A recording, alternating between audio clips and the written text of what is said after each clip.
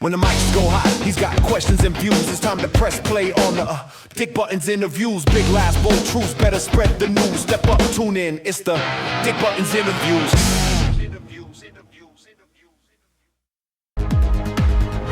Welcome to the Dick Buttons interviews, and this is the founding members of Rancor Entertainment.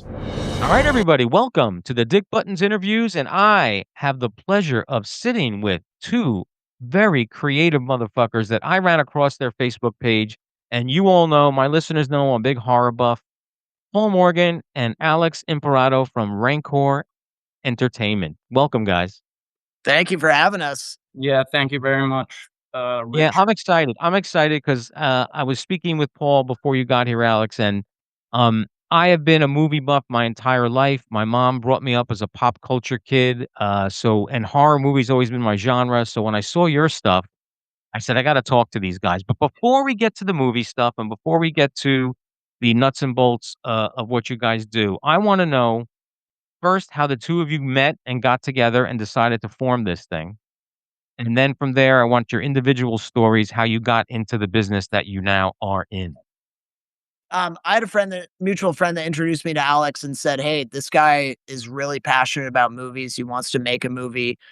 He's got kind of the bones of an idea." And so I went to a coffee shop and met with Alex, and we ended up talking for, I think, a lot longer than either of us expected about the process of making movies and what gets us going about movies. And, a couple weeks later, we had, the start of a working script and a group of people, that was kind of steadily growing that we could kind of talk to about our ideas. And then we decided, why not just go for it, And That's pretty cool. Now that before Alex answers, Paul, were you looking for somebody to collaborate with, or it was just someone said something to you and you had the meeting and you went, yeah, this is the guy. No, I was operating a small video business, working with local businesses. I did like social media content for a TRT clinic in Boca Raton. I did I lived in Lake Worth at the time. I was doing like their city council meetings, video content and like stuff like that, making little mini documentaries for my friends. And Alex just kind of came into my life by virtue of this friend saying, "Hey, this guy's interested." And I was like, that guy's interested in exactly the stuff I'm interested in. Why don't we That's meet up, pretty cool. So Alex, is that check out on your end for the story? Is that how it all Well, happened? yeah, we had an amazing mutual friend who was my initial assistant, Jessica Henderson. We would not be here without her. She connected me and Paul, and me and Paul we went to the coffee shop, and I did not have all the answers. I had the idea, I had investment potential, Paul had the answers that I need, and I had the love of wanting to make a movie and the opportunity to do it. I never Well, yeah, thought it was possible until now. not everybody can be the answer man, right? I mean, there has to be somebody who could, everybody has to put in their specialty to make something work. It's never 50-50. Maybe sometimes it is, Mhm. sometimes it's 70, you know what I mean? Like, so, and I think, the fact that you two guys found each other and it seems to be working, right? I mean, there's no complaints so far, right? Yeah. Uh, I think you I guys are very lucky in that respect. Now that me and Now, Paul and our family members, we are doing pretty well. Yeah. so now, Alex, were you always into movies, or was this were you Always, branching off into always. something else? No, so like I'll give you an example. My grandfather, he loved war movies. So the initial movie that really made an impression on me was called The Train. I don't know if you've heard of it. The Train? Yeah, it was a World War II movie, and it's about a train. It's in black and white. It's very old, and it's about a train full of Nazi gold that goes, and they stop it. And I would watch these old school black and white movies with my grandfather, and I loved them. And then I went on to watch more with my father, and then I sort of got into this phase of at night just watching whatever movies were on HBO. I didn't care if it was black and white. I didn't care if it was new. I just wanted new thing. I just wanted to see new things, and I always loved it. I thought I wanted to be an actor. As I got older, I was like, I don't think I want that, but I did want to always be involved in the movie industry. Didn't think it was possible, and then come to find that with the new streaming world, it is actually possible for me and Paul to create films. That's awesome. How about you, Paul? Like, were you always into movies, or was this, like a right turn for you? Yeah, I mean, I grew up in the arts. I think my parents placed a pretty big emphasis on a well-rounded childhood. So, playing sports, doing theater, singing, playing instruments. So I kind of had like a background in the arts, a generalized background. But before any of that started, my granddad would show me things like Star Wars and kind of all those old Disney animated movies. And even the older Disney animated stuff, Tom and Jerry, Bugs Bunny, stuff like that. So I kind of had a just kind of a generalized idea that like performance was for me between doing stuff as a kid and then kind of watching stuff. And you know, around middle of high school, I had been in like every play my high school had done, and I saw that Paul Thomas Anderson movie, There Will Be Blood. Oh, And it was yeah. right around the time that we were supposed to be, submitting college applications. And that was when I was like, all right, every college application is going to be like a major film school. So it kind of, once I saw that movie, I was like, this is the thing for me. I want to create something that is as impactful to someone else as this movie was to me. So. And that's what it's all about, right? You want a reaction. You wanna reach into someone's brain or their soul or whatever, and get some sort of reaction from somebody. Yeah, absolutely. That movie, there's something about it. You know, I hope this doesn't come off as like a political statement, but there is something universally so universal about the male experience within that movie that I still to this day, after having watched it 20 plus times, can't put into words. Something about the drive to create, something about the Right. drive to succeed. It's uncanny, honestly. Now, yeah, to get into a little bit of the behind the scenes from you guys, like how I know you said you're almost done. You have a couple more weeks of post for the movie, and you were gonna shop at the festivals. How hard is that to do, to get your Well, footage? we've been invited to the Tri-County or the Miami Film Festival, but, that's because we did all of our work in the Tri-County area, and we contributed, a lot to the county.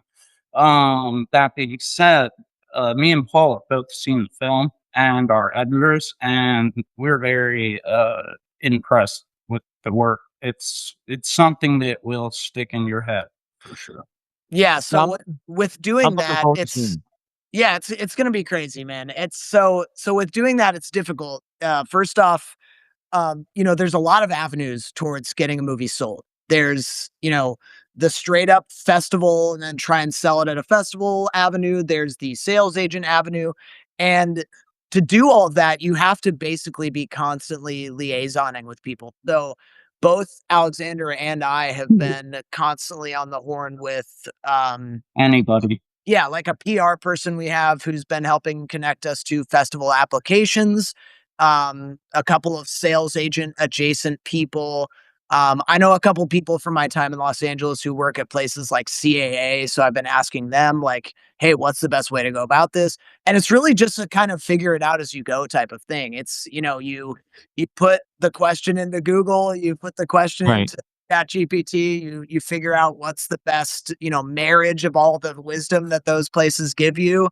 You sign up for IMDb Pro and you start just cold emailing. It's basically a sales job once the movie is completed, and sales, as you know, is very difficult. So I was You just gonna know, say I was a salesman for the most of my life before this, but this is an entirely different form of sales. And I think that we're going to do. I think the initial film festival will work into getting us into more festivals in Florida, as well as some of my contacts have ins like in Clearwater or in Jacksonville, Tallahassee, or I think Pensacola, somewhere near Pensacola. So. And it's funny, like, I know you guys believe in the product, obviously you do, it's your baby, you want it to do well, but when you start shopping it around, it it's I think it would be short-sighted to think that the people you're talking to have the same vision of what they're you know what I mean? Like, you gotta sell it to them for what they want, right? I mean, Yeah. they want Yes. films at the festival that are gonna put people have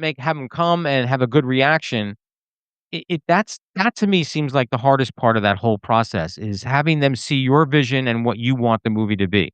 Yeah, well, as I understand it, that's pretty accurate, but at the same time, there is an element at the festivals which I thankfully have experience in, having lived in LA for so long, um, of kind of you go to a festival and you watch however many movies you watch, and if your movie's in the festival, you're gonna be part of a mixer or a social or something like that before or after your screening.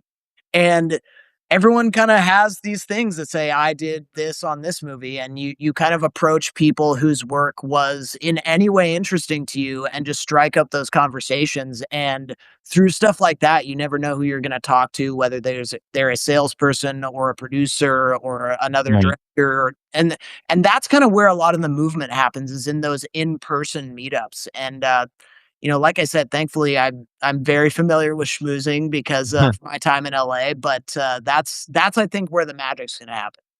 See, now that sounds so fucking sexy to me, that whole thing you just described. Now, I was in business on Utah. Which film festival is in Utah that they do down that Uh, main drag? I it's think in that's, Sundance, right? yeah. Sundance, yes. I was on business doing an audit for my real job, and it happened to be right when Sundance was happening, and, they were taking us out to dinner, and I was bumping into fucking Robert Redford. I mean, it was insanity. It was a pop culture kid's wet dream, really. I didn't know where my head could go first. There were so many celebrities there, and it was almost like nobody cared that there were celebrities there, you know what I mean? Like, I guess Yeah. because that's what everybody was, but We're working in is not really a celebrity world. Like, there were no celebrities in our film. There were great actors. Our actors did a great job, but, it's not, celebrities are sort of married to these streaming companies now. yeah, I mean, it's a whole different world, but let's get into that now. Like, so, you guys are in the industry, you're young in the industry or not so young, but I mean, as far as trying to get a film in, what do you think streaming has done to the film industry? Paul? Oh, man, this is it's kind of exciting. I wanna bring up one of my favorite directors, to kind of talk about this subject. So I think the big benefit of streaming is that because of monthly recurring revenue, which, anyone who owns a business is familiar with MRR. Because of MRR in the streaming industry, they don't necessarily need a movie to turn a profit in order to invest in it. Right, And that is a huge positive change for people like Alex and I, because I just want to make movies. I Yes. couldn't care less if it's an action movie or a horror movie or a melodrama. I just want to make movies. And so that's exciting for people like us. But at the same time, Mhm, it's the negative side is that some movies that should be are not going into theaters. right, So it's like, there's the floor for quality has been maybe lowered a little bit, and the ceiling is still where it is, and everything in between those 2 is, a toss up whether it's going to go straight to streamers or into theaters. And so it's nebulous in terms of how movies could get received by people, but it's very positive for people who wanna make movies, because now I'm gonna, kind of invoke that director. David Fincher is famously exacting and meticulous about his movies. There's some movies where even when they were shooting on 35 millimeter film, he would do 90 takes of a single movement from an actor. right, right, And that becomes a huge risk when you're a studio. But if you're Netflix and you don't really care, how many people watch the movie, you just want to be attached to this great name, then you can fund a movie like the one he made in 2023, The Killer, and it's no skin off your teeth. You just got this great director some more work, and he's happy for the work, and all of his right. actors are, so it's like it's positive and negative, but we see it more as a positive, I think. I was going to say earlier, and I forgot, we really like, I got in this initially. It was not for the money. Of course, I was the investor and we have to make money, but it was to start a business that we could, use to collaborate with other creatives, other companies that were in the same line of work, and to network. Like if we go to the film festivals and we deal with uh critiques, that's okay, because like Paul said, we'll still be there, we'll be talking to people, and we'll be making connections. Yeah, I mean, so when would that film festival be, the one in Florida, or you don't know yet? It's not till May, but we're gonna premiere the movie ourselves in the Tri-County area. We're just looking for which theater to do it in. Oh, maybe I might fly out for that, man. Give a shout out. You tell everybody the name of the film and the premise, because when I read it, I was intrigued. Paul. So our film's called Dead Sick. So we wanted it to be like Dope Sick, but I we think that Dead Sick has that kind of iconic old horror feel to it. And it's basically it's a dread horror movie about two small time drug dealers and a young dope sick girl navigating the world as a brand new drug is turning people into, for lack of a better word, ravenous undead. So kind of Love it. trying to see what things are going on, encountering it at times, and the politics of the drug world, the politics of addiction, stuff like that, kind of invading their lives at the same time as these undead are. Yeah, I thought when I read the premise and I said to myself, "Well, this is not a one-trick pony thing. There's many levels here that if it's done perfectly or and executed well, it's gonna be one fucking good movie." That's what I said to myself. Yeah, we think it's very very fun, and we think it's unique to us because I can't speak for Alex, but I have experience working in addiction treatment and Mhm. speaking at addiction treatment centers, and so like I've seen that world up close, and I find that a lot of times that it's portrayed in this really kind of sunny glamorous way, and we wanted to really kind of drag people through the mud of someone who is addicted and the people they surround themselves with and the situations they get into. And I think that's interesting in and of itself, and then you add the kind of horror angle on top Right. of that, and I think it makes for something wholly unique. Or those people who don't have the same opportunity. Yeah, that too. Right. Now, not to get too deep, Paul, was the ravenous dead because of the drug literal, or was it a metaphor about someone trying to get through recovery?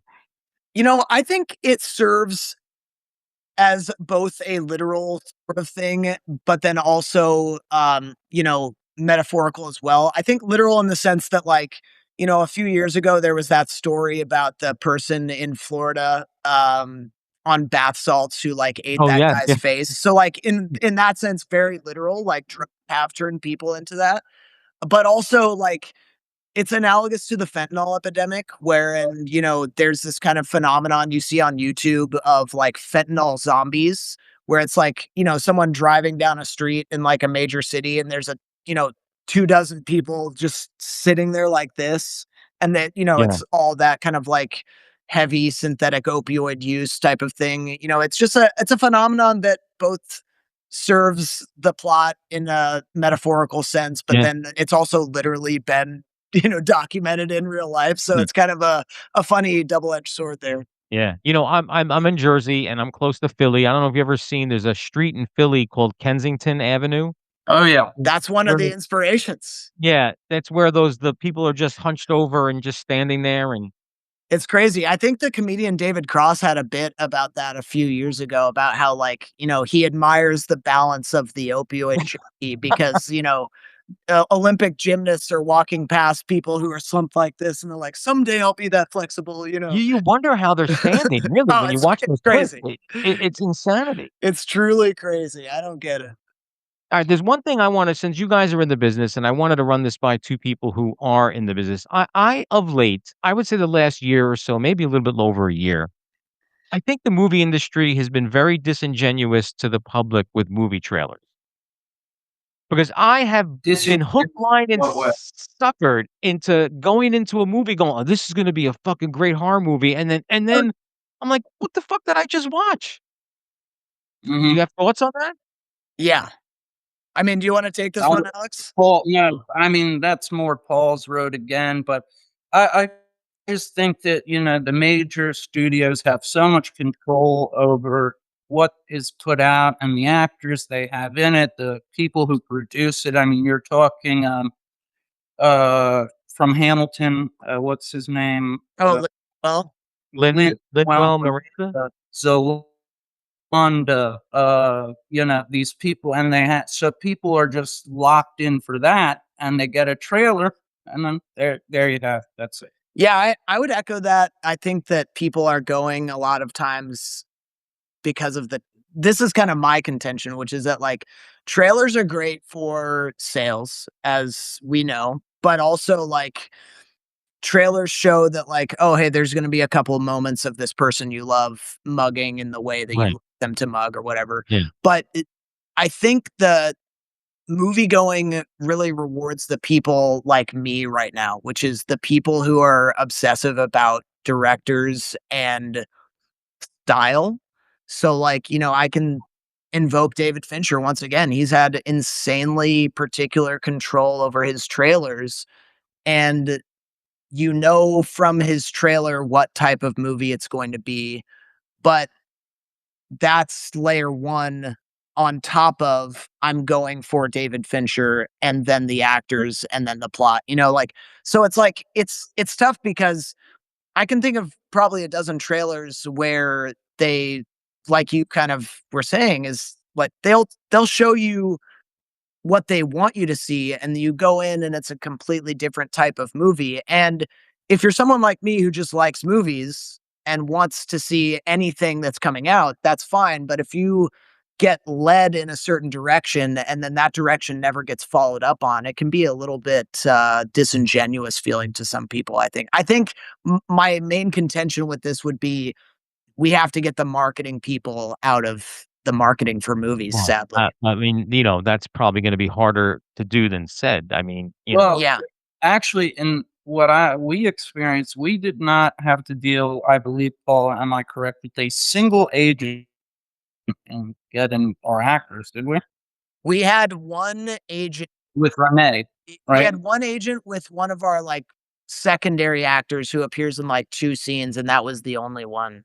Yeah, I mean, it's really, even agents have reached out to me to give their clients jobs, and the fact that they're reaching out to me at all is, from Los Angeles, is wild in and of itself, right, because we've right. only been around for a year, and I think it has to do with that sort of style of reputation is going to go with the actors that are going.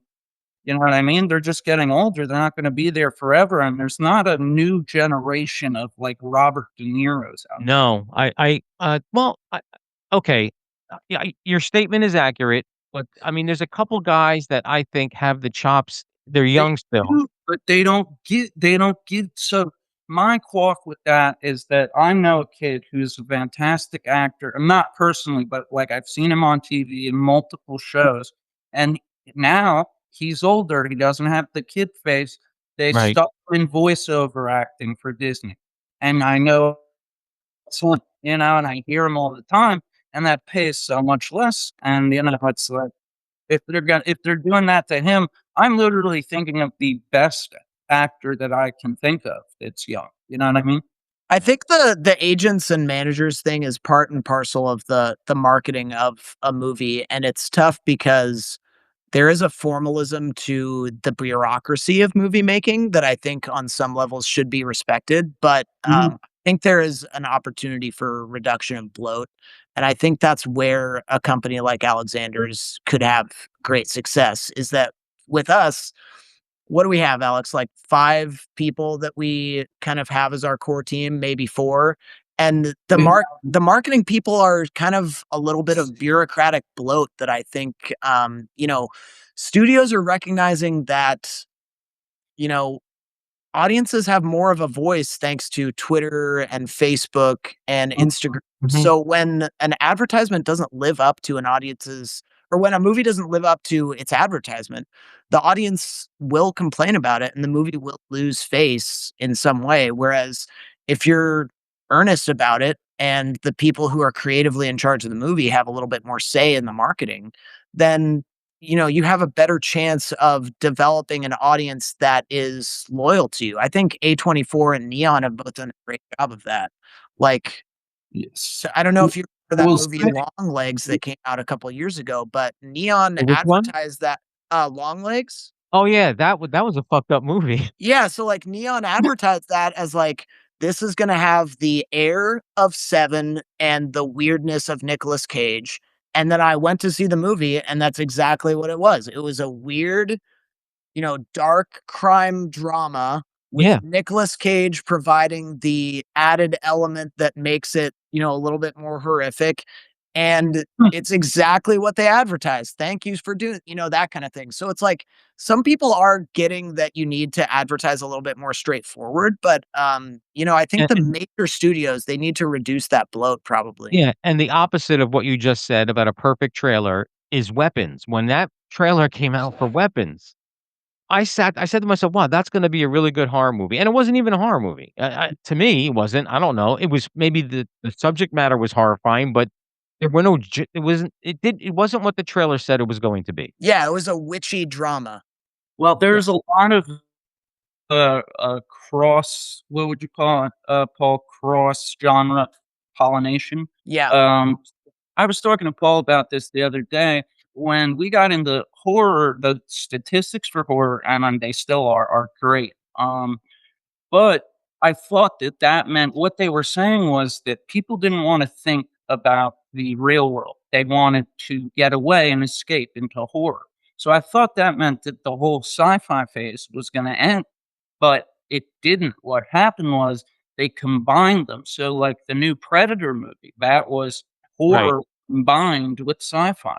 Gonna put you on the spot, both of you. I'll ask Paul first. Who's your favorite director? Because that's what you do, Ah, do you have one? I have a three-way tie, and it's Uh-oh, kind let's of hear it. it's kind of part and parcel of like my top three movies. So David Fincher, who I've mentioned, is definitely up there.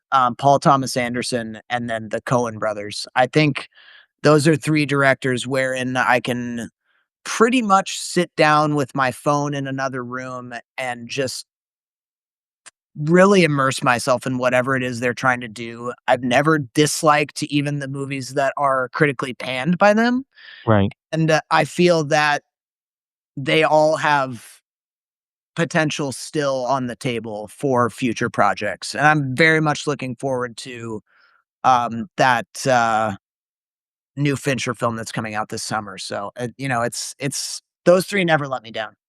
Alright, how about you, Alex? For favorite director?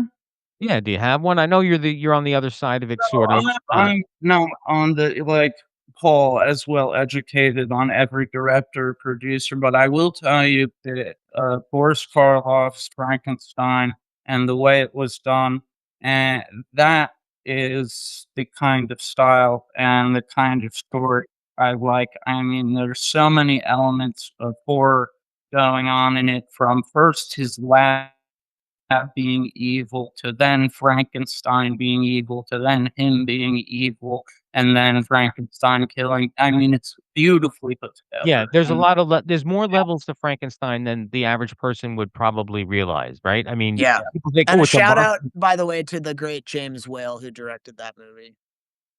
thank you very much, Paul. There you go. Absolutely. So I would say though, my favorite director is Paul. Ah, good answer, Alex, good answer. Wow. Wow. Alright, I have a hypothetical for you, and this is gonna be a tough hypothetical. I know you guys said you wanna make a movie to make a movie, and you want it to have levels and thought provoking. What if, your movie does gangbusters at the festival? It garnishes the attention of major studios, and they come to you and say, "Hey, we wanna make a sequel." but it has to have Jack Black and and Chris Rock in it, and you have to do A, B, and C. But here's $400 million to make this movie. Are you doing it? Yeah, Listen, I have to say yes to that, first off, because there is an element in some even directors I admire of, like, one for me, one for them type of thing. Right. And second off, because of the fact that doing any movie with a major, yeah. drawing actor is a surefire way to continue working in Yeah. movies. I forget what actor had that, but I forget who it was. He said he did 1 for him, he did 2 for the studio, and that Yeah. was I forget who said that. It's a common refrain from creatives in Hollywood, because the studios will say, "Hey, we'd love to have you in this big, but we're not gonna pay you what you're worth unless you agree to also do this and this." And so it's a common refrain. I think very reasonable for people to acquiesce to something like that. Yeah, we're We're also hoping for the, if or when we sell the film that, they ask us to come back and make another thing for them, like Paul was saying. Yeah, whether right. it's a sequel to this or something else, honestly, like, the more the merrier. I'm a big Marvel fan. Okay. I don't Where do you stand on those movies? I mean, I know people shit on them, but I don't know. I'm looking forward to Doomsday, and I'm a fan, so that maybe that my opinion goes out the window, but where do you guys stand on that whole genre? You wanna take this first, Alex? So, are you speaking of up to Thanos and Endgame or the new Fantastic Four universe they're creating? All of it. I mean, I've been a fan. I read the comics growing up. I'm 60, so I'm probably older than you guys. So I Mhm. read the comics growing up. I've been in it since the very first Captain America movie, the first Winter Soldier movie. So they Yeah, haven't really I was a big disappointed me. I was a huge Iron Man fan, 1, 2, 3, and so I stuck with it after that. I mean, I did the entire, up until Endgame. I went and saw them all in theaters. I did like them. After Endgame, though, whatever that was that came out, the Eternals, that was, I agree and with you on that. they had the next one, but the Fantastic Four with Galactus was impressive, I thought. Yeah, and I think they're gonna redeem themselves with Doomsday and Secret Wars. Well, Paul, you didn't answer. Where are you standing on the Russo brothers? Yeah, man, I honestly, like, I know I've probably said a sentence like this already, but I just really enjoy movies, and so, like, that Mhm. series I have no problem with. I mean, there are movies that I like more than others, like, I could probably pick out, like, the most recent Spider-Man and Oh, Captain yeah. America: Civil War and, Iron Man 1 and Thor Mhm. 3 as being, like, favorites or whatever, but I just really Mhm. enjoy all of them. I mean, I Yeah. don't I was a big comic book person as a kid, but it was never Marvel Comics. It was, Frank Miller Batman, it Okay. was Hellboy especially. Oh, Um, Hellboy, yeah. I've read every Hellboy like 10 times. And then it was like The Walking Dead, which I didn't particularly enjoy the television adaptation of, but, like, I'm not familiar with a lot of the Marvel heroes, and so the movies to me were always, like, super special, and I think the Tobey Maguire Spider-Man came out when I was 10, so it was Yes. Mhm. a very formative kinda time in my life, and I've always had a soft spot for Spider-Man because of that, and I thought the way they handled the arc of this first 3 Spider-Man movies was just so well done. I don't know, I find them fun. I don't really have any problems with them. I know people argue a lot about them online, but I think they're great.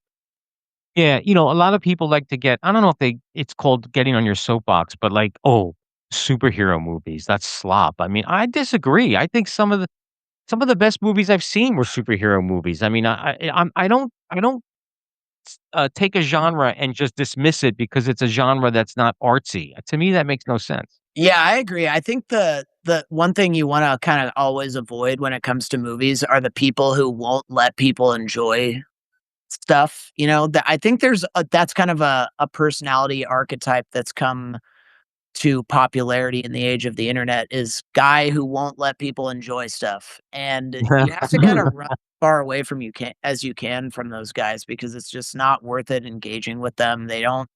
They don't wanna have fun, they don't wanna be entertained, they want something to be their exact Yeah. taste, and it's a nonsense if you ask me.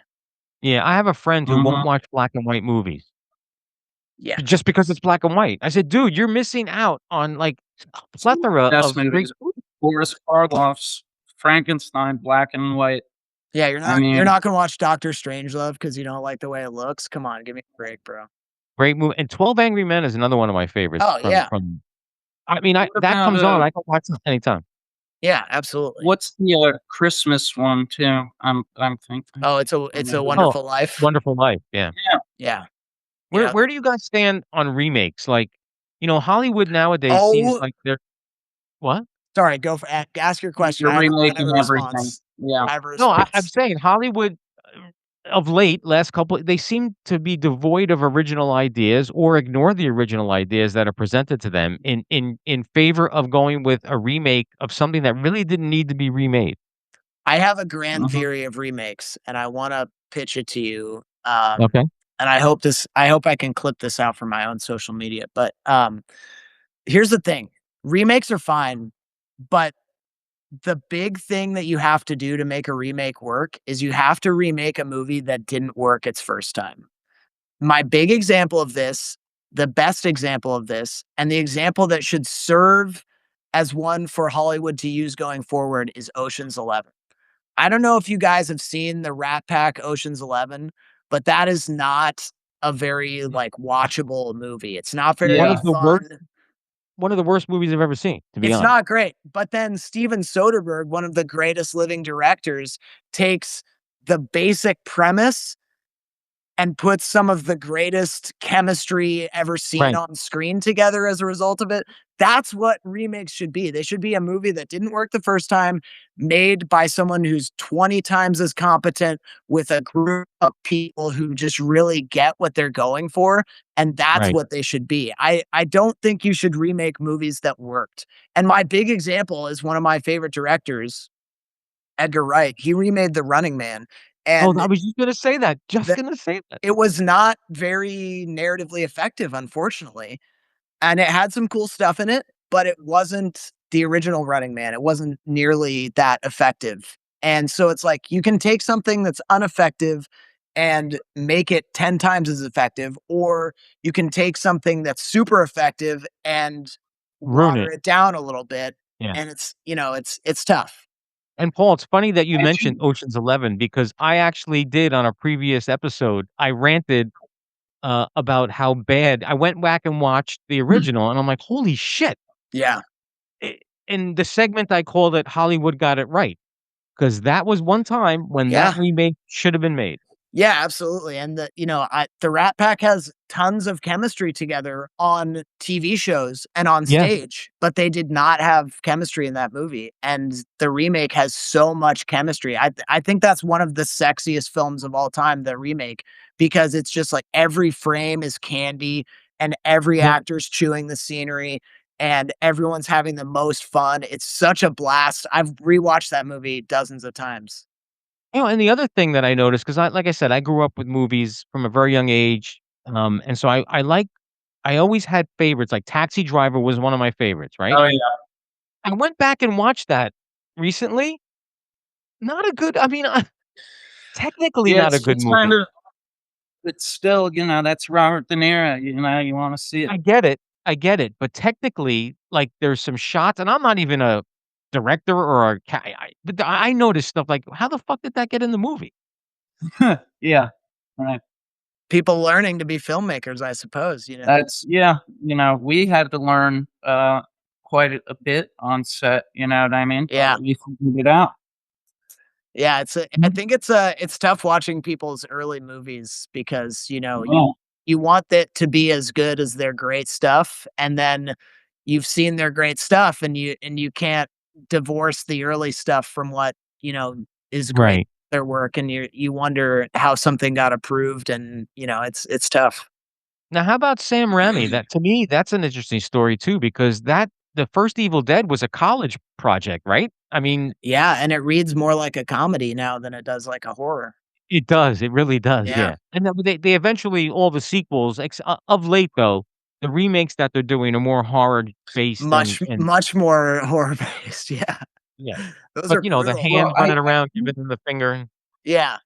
I do believe a lot of the remake culture is just Hollywood saying like, "Look, these kids don't even know about these movies," and then they control the streaming network so they can like keep all the old versions off and then remake them, and then us will know they're remade. But how many 15 to 21-year-olds even know they're a remake? yeah, that's I get very angry because 'cause I'm old, I said, I'm 60, and someone will be talking about watching a movie, and I go, "Oh, did you watch the original?" And they went, "There's an original?" Like, they didn't even know that it was a remake. I forget what movie it wa oh, now it was, Johnny Depp and with their cops in high school, the, Oh 21 yeah, Jump Street. 21 Jump Street. Yeah. Yeah. I go, "Oh, did you see the TV show? There was a TV show?" Mhm. That was a big treat for us at the end of that movie when Johnny Depp and the one other guy showed up. Yeah, Yeah, And yet some people didn't even know that was a right. callback to the original. Greco, Yeah, yeah. Greco, Yeah, Richard Grieco, right? He's dead, isn't he? Richard Grieco. Richard Grieco, I think he's dead. Dang. Do you guys have a trailer for the movie?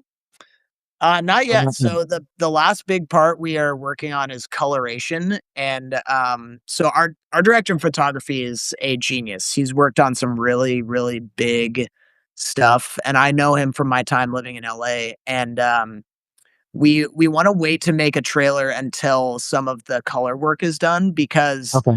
the way in which he is coloring this movie is changing the entire feel of every shot. So like Really? the way we've edited it is to, fall in line with the pacing that we think is best for the movie. But when you put his coloration over even individual shots, it totally changes how those scenes come out. And so we want to wait until that's complete before we hand it over to a trailer house and have them, cut it for us. So, and we've also been, kind of entertaining the idea of other forms of trailers. So, like, right now, a big thing in smaller B movies is hiring like someone who does what are called hype edits on TikTok to do stuff like that. And so Okay. entertaining that possibility as well, just because like the more different forms of media we can excel in, driving our message home through, the more viewership we can get when it comes to wherever it ends up. So Yeah, I Um, started the, site and then the meta ad suite, in September or I believe September, and we did some, statistics on it, and we've had nonstop growth through that, you yeah, know? so if that's we aw can serve our ad through that, that would be kind of a nice bonus. But we haven't really decided exactly how the trailer's gonna look, and so, that's gonna inform kind of when we decide to go for that, whether I'm it's looking for at the yeah, very, very end or whether it's just when the color's done. So, yeah, looking forward to that. And, yeah. what I'll do is even after this episode, I do little, like, free advertising in between my segments. I'll throw in your website and, tell everybody to go check you out. I mean, I'm almost at 20,000 listeners, so Heck yeah. Wonder it's a modest, following, but, Yeah, and they can, we'll send you some stuff to kind of throw out to people between, the Facebook page, which Alex manages, and then, yeah. some other stuff where there'll be some movie behind the scenes and stuff like that. So, so where do you see you guys, what is the goal 5 to 10 years from now? Where do you are you standing, at the, Oscars dais accepting an No. Oscar? Or Well, maybe Paul is. Paul, what do you think? No? I don't know. I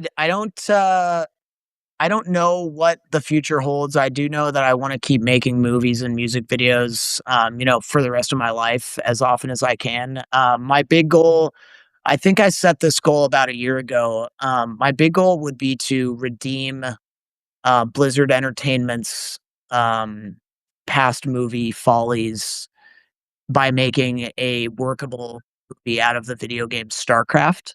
Um, I have this whole theory that StarCraft as a video game franchise could start with a $6 to $10 million newspaper style movie and then move into the more special effects heavy, like Right. war epics that the video game becomes. That's what I would like to be doing in 5 years is making that movie.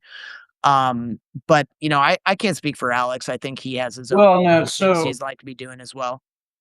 for me, what I hear from other people in the industry is there's a lot of business that's leaving LA, and there's a lot of other states that have better tax incentives or or cash rebates that will help you film more. Fort Lauderdale invested $164 million into a studio lot that got stolen. So my family has a history of helping out in the city, and I thought that I could make this film company and I could help jumpstart bringing film into the city, which Fort Lauderdale has always had film in it, Mhm. from The Godfather and Ride Along, you know, all kinds of stuff. But if they basically, it's I want to help the city jumpstart that project back up because if they get that studio lot running in Fort Lauderdale, then me and Paul can accept our Oscars from doing a movie here. We wouldn't even have to go to LA. There we go. There you go. You Now, know, Alex, you mentioned Godfather.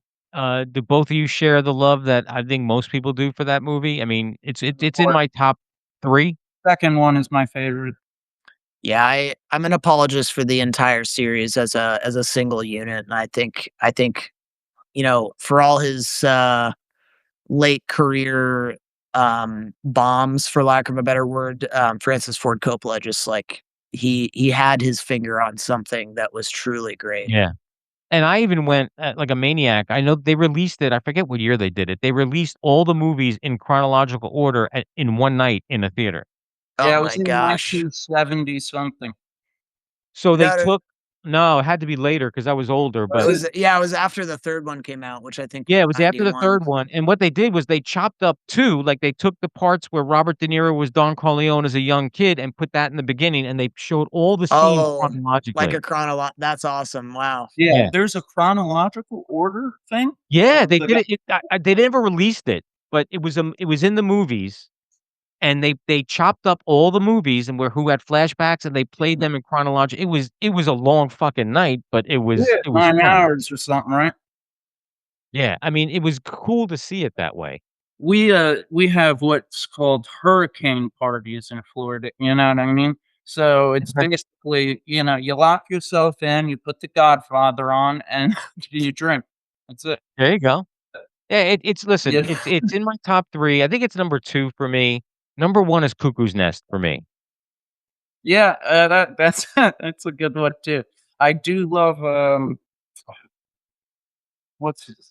Jack Nicholson. Oh, he's one of my favorites. Yeah. I'm sad that he has, the onset of dementia and he can't act anymore because I think he's fantastic. My uncle dated a woman, and she dated Jack Nicholson before him. He was a baseball player, so, like, sh he said he would call and leave these messages on the voicemail, Huh, but "Hey, it's Jack. What are you doing?" Why you know what I mean? that's It was, cool. yeah, yeah. We're getting to that point. I mean, again, you guys are much younger than me, but, like, who if you follow acting and actors and stuff, all the contemporaries, we're getting to that point where they're gonna just start dying on us, and we're left with, the Brad Pitts and the, Matthew McConaughey's of the world. Yes. And even them, they're good actors, but still, They're not yeah, they're not Brando, they're not yeah. it's tough, and maybe in time I don't know, I don't even think in time, because by the time Nicholson was Brad Pitt's age now, he was a fucking superstar, a Mhm. master at acting, and not saying that Brad Pitt's not a superstar, he is, but I just don't think He's it's the more same. fun than anything, you know what I mean? I It saw him in Bullet Train, that was the last thing I saw him in, and I thought his part in Bullet Train was well done, but it's like a part he plays most of the time, you know what I mean? yeah, yeah, um Who is your favorite actor? 'Cause, Alex and I were talking about that while you were Oh gone. my goodness. I always have been and always will be a Brad Pitt guy. Oh Oh, my we were goodness. just talking shit about Brad Pitt. Were you really? That's hilarious. Well, Oh my o gosh. only in the sense that, I was saying to Alex how all the contemporaries, the masters, as far as I'm concerned, as actors, we're getting to the point where they're all gonna start passing away. Yeah, yeah, Mm, of course. And what I said was we're gonna be left with the Brad Pitts and the Matthew McConaughey's of the world. And not to That's take so anything funny. away from Brad Pitt, No, totally, I get but it. he's not Jack Nicholson, and he's not Marlon Brando, Sure. I don't think that ilk of actor is there anymore. I don't, you anyway. know what was really sad for me was when Robin Williams died. Yes. I always thought he was a phenomenal actor, and, something brought it up recently. There was a documentary about someone else, and they were saying how, Jack Nicholson was so upset when he died, that was part of his depression. I forget what Oh, they were talking about. Yeah, because they were in that movie in the '90s. Was it called Do you know who I'm Oasis? talking about, Paul? No, no, no, I don't recall the story, but yeah, I've always been a Brad Pitt guy. I always will be a Brad Pitt guy. I think that, what's in the when box? yeah, when he's properly cast and properly utilized, he's a powerhouse. And Yeah, I I was don't not think taking anything away from him at all. no, certainly I would never compare him to someone like Daniel Day-Lewis or De Niro or something like that. But like just something about I think it was probably because of when Ocean's 11 came out once again around the age of 10 or 11 that I just kind of always gravitated towards him. And then just other than him, it would be like mostly smaller like character actors that I really just enjoy the heck out of. I he's just always kind of had a place in my heart. I don't know. And also No, we yeah, we were in the same fraternity, so there you go. There you have to like that's that. a little point of connection that I always appreciated. My favorite actor, I Uh, just wanted to say real quick, was, Edward Norton, like, oh, of yeah. those of actors that are of that age.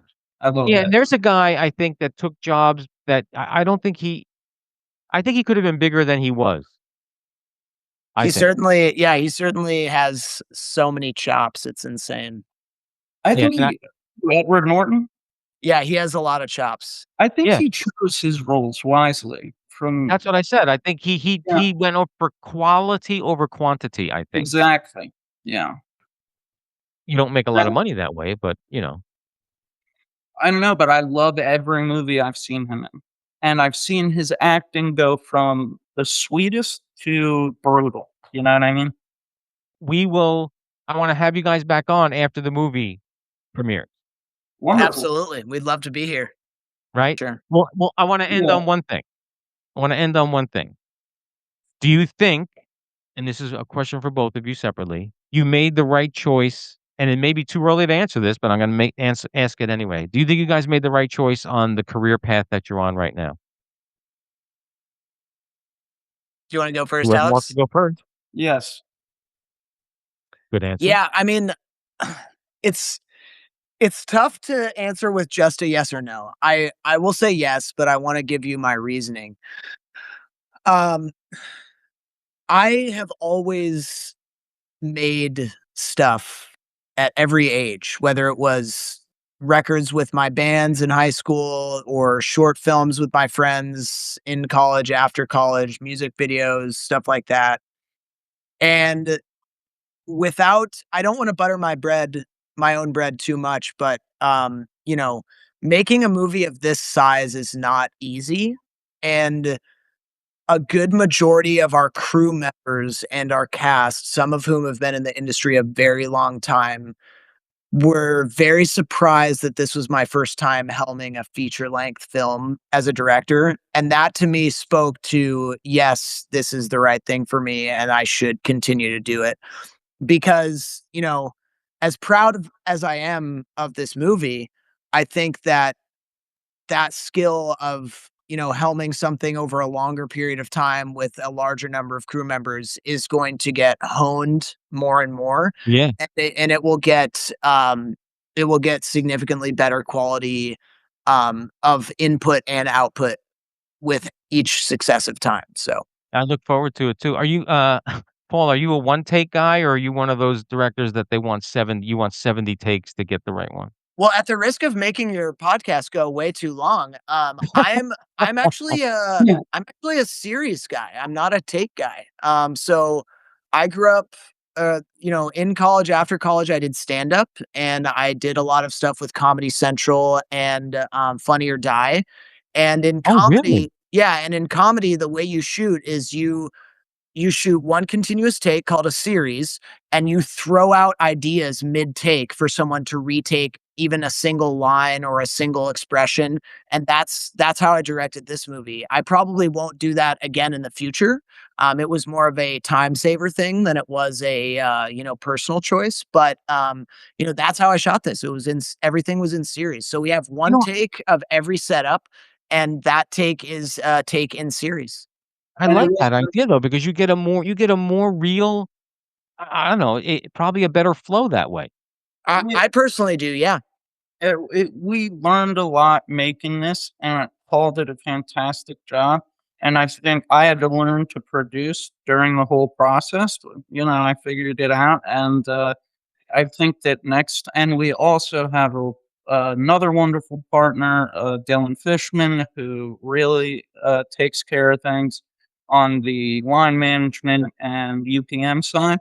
So I think on our next film, we can really knock it out of the park. Like we really will have it Yeah, I down. think Yeah, next time will probably take a little bit longer. We probably will do some takes, like, formalized takes so we can kind of set up, talk about what went right and what went wrong, and then reset from there. But, in a situation like this where you're kind of, hurting for time, you kind of want to squeeze every right, ounce of yeah, time out of every setup. It's just so much more convenient for both the actors and for me to do things in series and just say, "Hey, just give me that expression one more time, but put the emphasis on this word rather than that word," right, or right, right, right. do that line one more time, but give me a look that really, betrays what's happening inside you type of thing. And it would be nice to reset after each of those, but sometimes you Yeah. just gotta work with the situation. Yeah, listen, I wanna thank you guys for, agreeing to do this. Season 6 starts in a week, and I think this will be the lead episode for season 6, so I'm pretty excited about that. Well, I thank think you my so much for listeners, having us. It was an absolute blast talking to you. and I promise Yeah, when the movie thanks. comes out, we'll have you guys on again, and then we could talk about all the awards that it's winning. So, Man, I'm really gunning for a We would love cinematography to. award. Our cinematographer is a Yeah, freak. I love that guy. alright, yeah. thanks, guys. Anything else you wanna end All there right. on, Alex? No, no. I just thank you so much for having us on, and it was, we'll be in touch. And Yeah. if any of your audience wants to see more about being on set, being behind the scenes on sets, stuff like that, I do have a YouTube channel. It's Production, which I'll just give you the channel so you Yeah, send me can that. link Yeah, it if you yeah. want to. And I'd love to just be a part of educating people about what making movies is really like. So That's Yes, awesome, you man. can go to the website rancorentertainment.com, or you can find us on Facebook, Instagram, you know, and where Awesome. cool. Alright, hold on. Thanks again, guys. Over and out. Thank you so much. All right. When the mics go hot, he's got questions and views. It's time to press play on the Dick Buttons interviews. Big laughs, bold truths, better spread the news. Step up, tune in. It's the Dick Buttons interviews.